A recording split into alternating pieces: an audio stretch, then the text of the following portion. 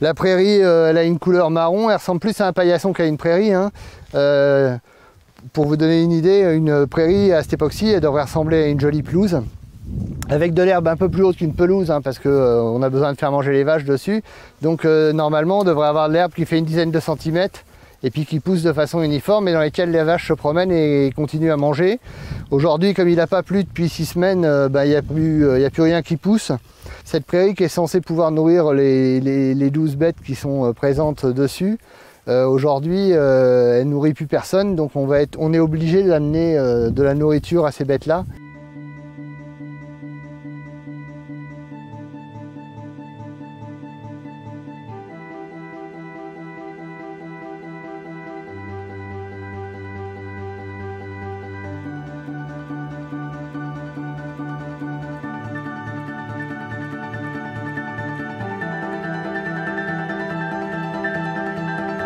Ça fait 3 années de suite qu'on subit des étés trop secs et que de ce fait-là, les producteurs, les éleveurs, quels qu'ils soient, n'ont plus de stock pour amortir le choc.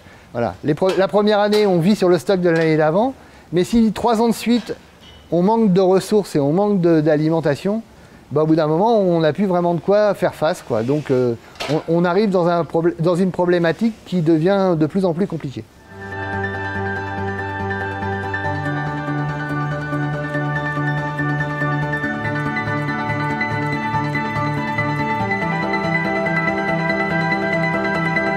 Théoriquement, j'ai envisagé de semer du colza dans les prochains jours, mais pour avoir un lit de semences correct et une levée correcte de la culture, il faut un minimum d'humidité dans le sol. Et là, comme vous le voyez, on est sur de la terre complètement sèche, complètement desséchée. Et comme vous voyez, il n'y a plus du tout d'humidité dans le sol, il n'y a plus que des mottes.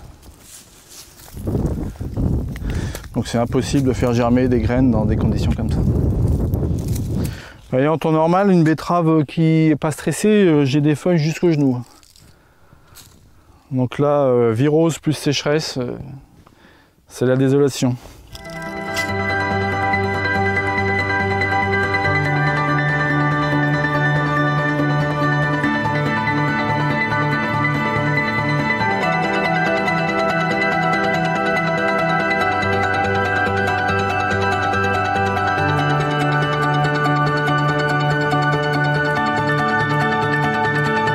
Je crois qu'aujourd'hui, on ne peut plus nier la question du changement climatique. C'est une réalité, et sauf qu'on est dans la réalité. On est en train de la vivre. Il y a eu une étude qui a été faite par différents instituts de recherche et qui a maintenant une dizaine d'années, qui a montré qu'il fallait s'attendre à ce que la sécheresse telle qu'on l'a cette année pourrait devenir la norme à l'horizon 2050, donc c'est-à-dire dans une vingtaine d'années. Si ce type de sécheresse devient la norme, ça veut dire qu'on a des sécheresses d'impact supérieur qui vont pouvoir se produire.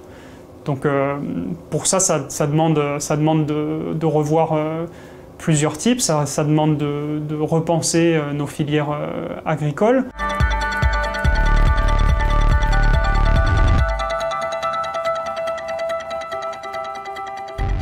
Moi, je suis installé depuis 34 ans. Des sécheresses, j'en ai connu régulièrement. Le problème, c'est que ça fait plusieurs années où on connaît le même phénomène. Et on peut quand même dire, sans trop se tromper, qu'on est vers des sécheresses de plus en plus fréquentes, des températures aussi de plus en plus élevées. On ne retrouve plus les saisons comme on avait bien marquées en France, c'est-à-dire l'hiver, le printemps, l'été et l'automne. Les 4 saisons, elles étaient bien marquées, on les reconnaissait et ça correspondait bien aux cultures qu'on faisait. Actuellement, depuis une dizaine d'années à peu près, ça nous arrive on ne voit plus cette différenciation des saisons et nos cultures, ça les stresse encore plus. Et c'est de plus en plus compliqué de cultiver, hein.